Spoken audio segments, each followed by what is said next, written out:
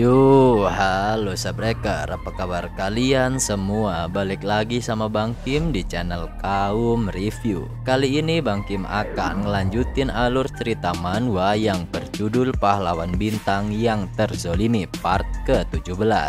Buat kalian semua yang belum nonton part sebelumnya, Bang Kim saranin buat nonton terlebih dahulu supaya kalian gak ketinggalan alur ceritanya. Serta buat kalian semua yang belum subrek, silahkan disubrek terlebih dahulu. Sekalian pencet tombol like dan komen sebanyak-banyaknya. Oke lah, nggak usah lama-lama, kita langsung masuk aja ke dalam alur ceritanya. Pada part sebelumnya, setelah pertarungan melawan Perio yang menjadi pengkhianat, Kevin menunjukkan gudang senjata yang berhubungan dengan peradaban misterius. Lalu di part kali ini, Yoha yang datang ke tempat Virgo dan memberitahu mereka tentang Scorpion yang mereka anggap berbahaya. Karena menurut Yoha, Heli sudah banyak membantunya dan dia terlihat seperti orang baik. Kevin pun terlihat sangat kaget ketika tahu Yoha datang ke tempat Scorpion. Namun ketika Kevin ingin menyampaikan sesuatu tentang tempat Scorpion, tiba-tiba suara perut Lee Kun berbunyi dan membuat Kevin tak jadi menjelaskan.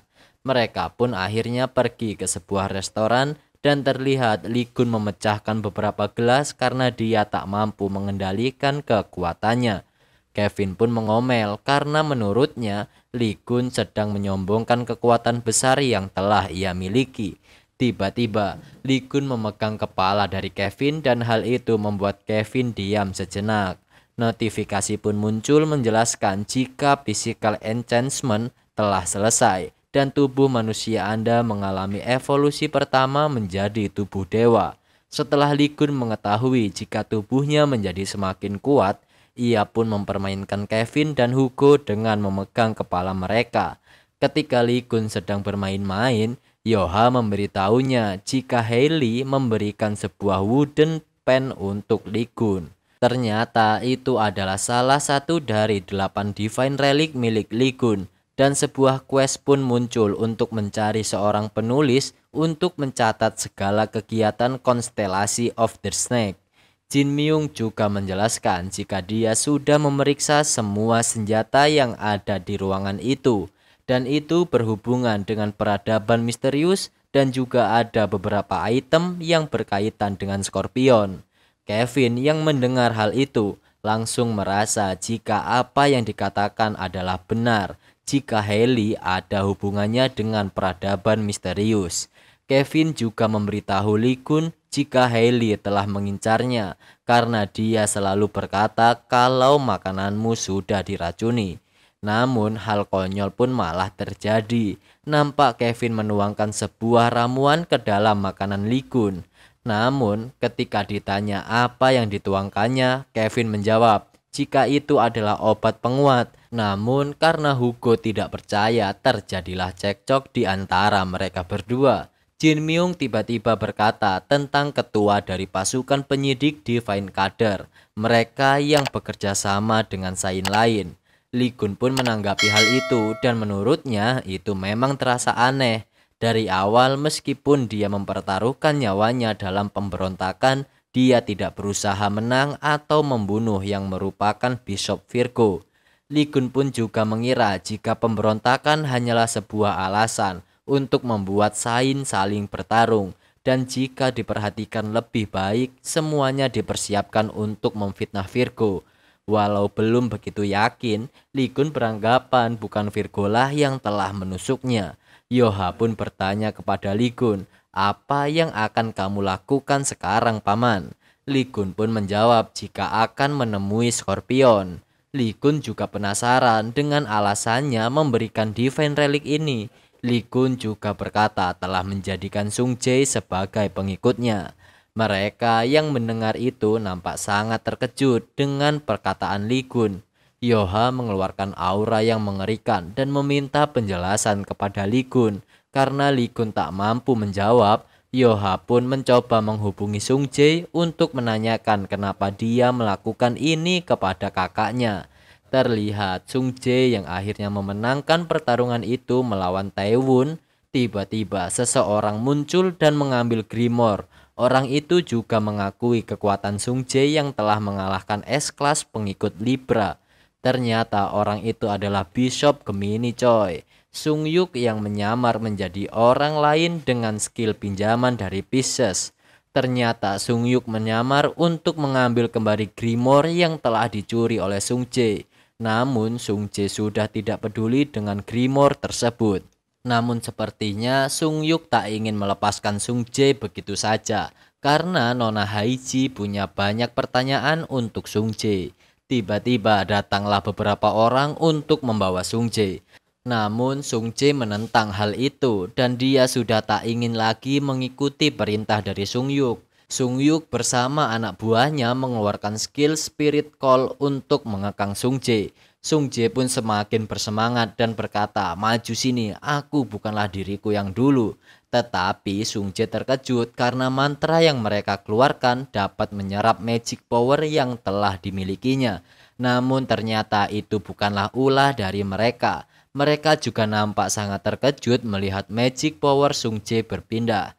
Dan tak lama dari itu muncullah seorang avatar dari lingkaran yang dibuat oleh pasukan Gemini.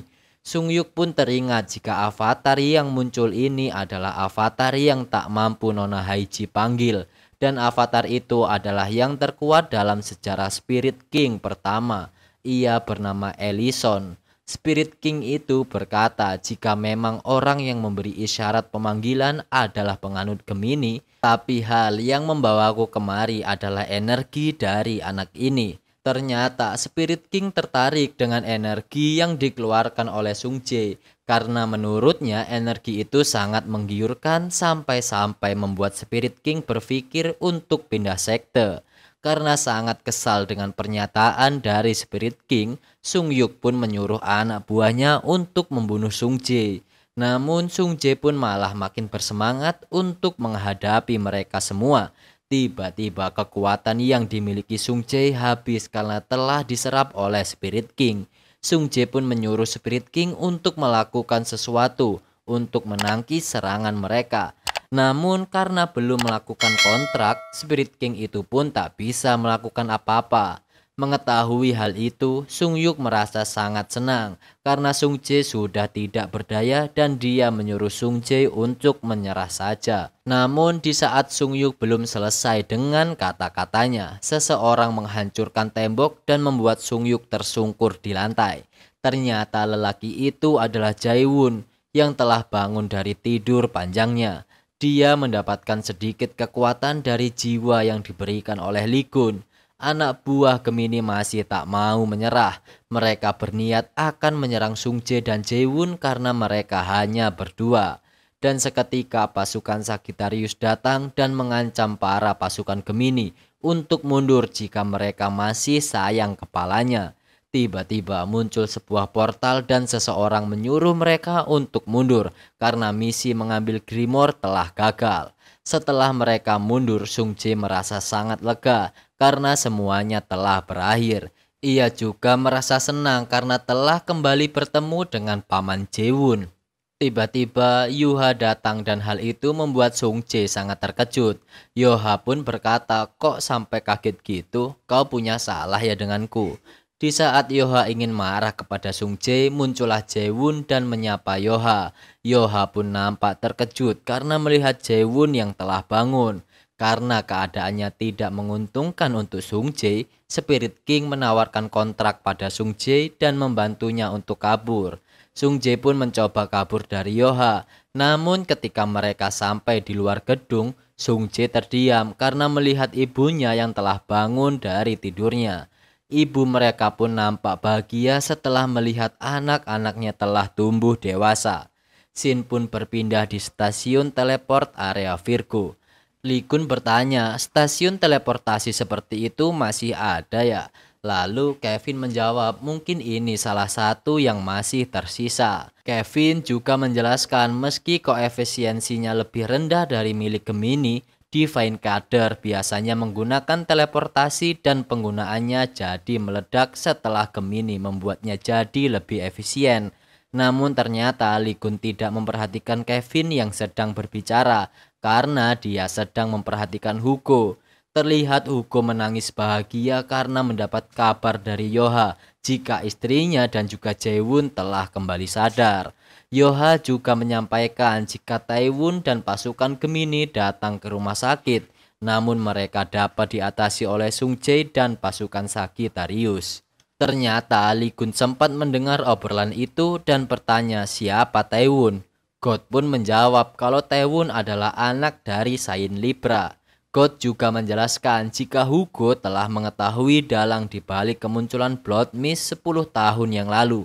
Pelakunya adalah Taewon dan Siwoo, dua anak dari Saint Libra. Dan dia juga menuntut Saint Libra untuk bertanggung jawab. Namun ia malah diberikan sebuah pilihan oleh Saint Libra yang menyangkut tentang anak-anaknya.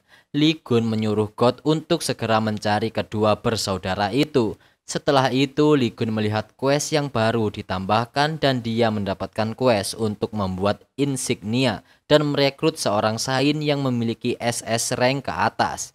Tiba-tiba Lee Gun meminta Hugo untuk menjadi pengikut Divine Kader miliknya. Hal itu pun membuat Hugo terkejut.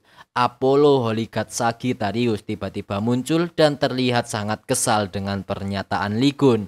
Ketika Apollo sudah mau pergi, Kevin berkata kepada Lee Gun, "Kenapa kau tidak menanyaiku untuk bergabung dengan Divine Kadermu?" Namun ketika Lee Gun mencoba untuk menanyainya, Kevin malah mengejek dengan menolak tawaran Lee Gun.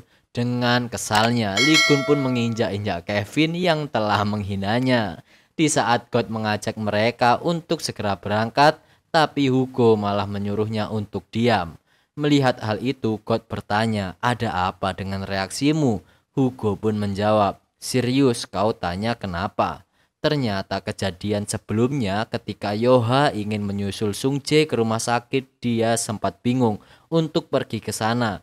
Dan God pun mencoba untuk membantunya dengan menawarkan ikut bersama mereka menggunakan stasiun teleport. Dan karena itulah Hugo berpikir jika God memiliki niat jahat kepada Yoha. Ia pun memiting kepala God dengan sekuat tenaga. Mereka pun akhirnya berangkat dengan tujuan Amerika Serikat Washington DC.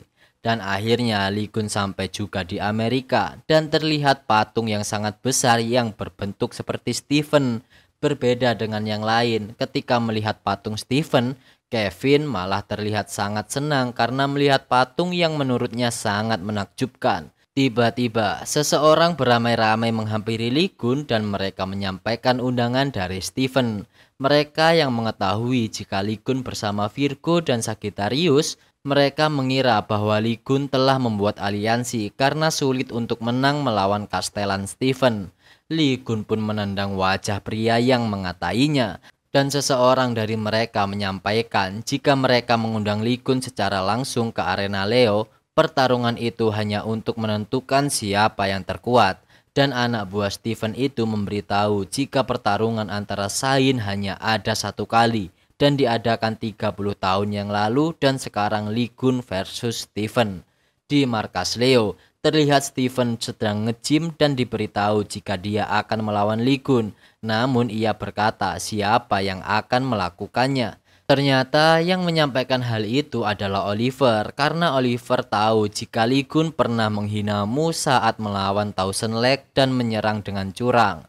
Dan Stephen pun gemetar karena tahu Lee Gun setuju dengan tawaran bertanding melawannya. Stephen pun merasa sangat gugup karena akan segera melawan Lee Gun. Karena terlalu gugup, Stephen pun pergi ke toilet. Seketika di toilet, Stephen malah bertemu dengan Lee Gun dan terlihat Stephen sangat terkejut. Ia pun bergetar dan berpikir, aku benar-benar tidak beruntung. Tidak disangka aku akan bertemu Lee Gun di tempat ini. Lee Gun pun menyapa Stephen dan bertanya, apa kabarmu? Apa kau yakin sanggup menanganiku? Namun Stephen malah menjelaskan tentang Lee Gun yang merupakan simbol dan dukungan mental yang membuat semua orang percaya kalau kau bisa menuntun kemenangan umat manusia. Namun semua orang pun bersedih karena kehilangan kau yang tiba-tiba tewas di dalam Demon Tower. Ketika Lee Gun membahas tentang Crimson Age dan wilayah yang telah ditemukan, Stephen menjelaskan jika dia tidak punya pilihan selain membual karena tidak mungkin menunjukkan pada semua orang jika para saint telah hancur. Ternyata hal itu dia lakukan karena tidak ingin umat manusia jatuh dalam keputusasaan. Dan Stephen mencoba menjelaskan tentang arena pertarungan yang menurutnya itu hanyalah sebuah hiburan. Namun karena Stephen menjelaskannya secara bertele-tele, Lee Gun terlihat marah dan ingin mengetahui apa intinya. Dengan wajah yang ketakutan dan badan yang gemeteran, Stephen meminta Lee Gun untuk membatalkan pertarungan itu.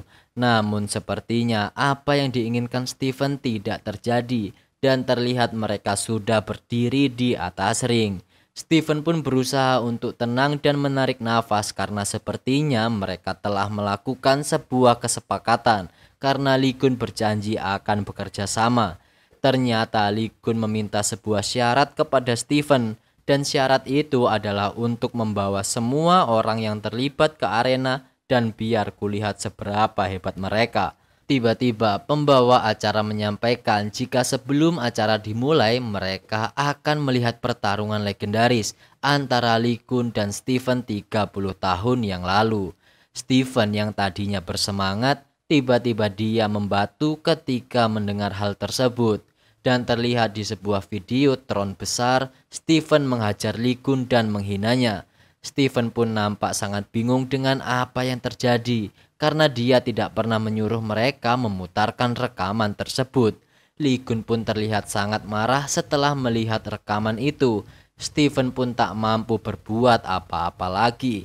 Dan akhirnya part ke-17 pun sampai sini dulu nih sahabat. Terima kasih buat kalian semua yang udah nonton video ini sampai selesai. Terima kasih juga buat kalian semua yang selalu support Kaum Review.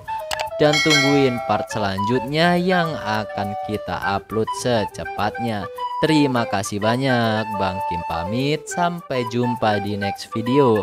See you.